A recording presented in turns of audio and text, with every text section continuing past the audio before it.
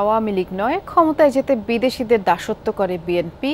যে দলের মাঝে গণতন্ত্র নেই তারা দেশে গণতন্ত্র প্রতিষ্ঠা করতে পারবে না, এসব মন্তব্য করেছেন আওয়ামী লীগ সাধারণ সম্পাদক ওবায়দুল কাদের।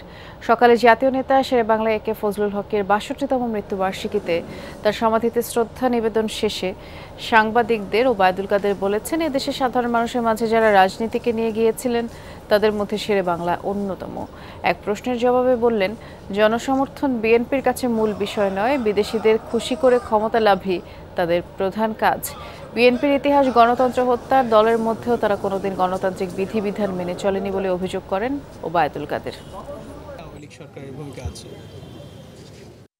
তারা মনে করে যে বিদেশি প্রভুরা তাদের দাসত্ব করলে ক্ষমতা রক্ষা করা যায়, ক্ষমতায় যাওয়া যায়। কাজে যারা নিজেদের করে যাদের গণতন্ত্র নেই তারা দেশে গণতন্ত্র প্রতিষ্ঠা করবে এ আশা